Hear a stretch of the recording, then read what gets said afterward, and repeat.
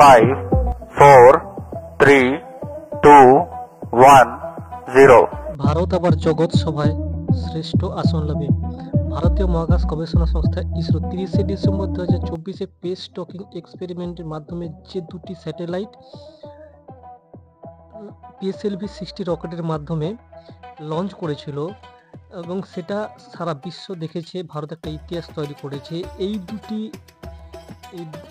যে স্যাটেলাইট এ এবং satellite B দুটি যে পাঠানো হয়েছে তাদের যে ডকিং প্রক্রিয়া 9 জানুয়ারি সকাল 9টাতে কিন্তু আবার লাইভ দেখানো হবে এবং এর মাধ্যমে ভারত চতুর্থ দেশ হিসাবে আমেরিকা, রাশিয়া এবং চীনের পরে চতুর্থ নম্বর দেশ হিসাবে আত্মপ্রকাশ করবে।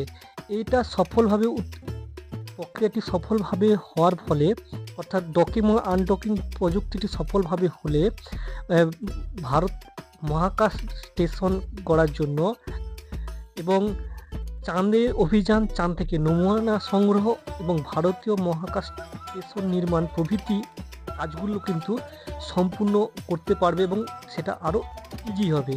এবং স্পেডেট মিশনে প্রায় 220 কিলোগ্রাম ওজনের উপগ্রহ SDX-01 এবং XDX-02 PSLV-60 রকেটের মাধ্যমে 470 কিলোমিটার উচ্চতায় গোলাকার কক্ষপথ এবং এদেরকে উৎক্ষেপণ করা হয়েছিল। এবং এই উপগ্রহগুলির মধ্যে একটার নাম যে চেজার, অন্যটি হচ্ছে টার্গেট।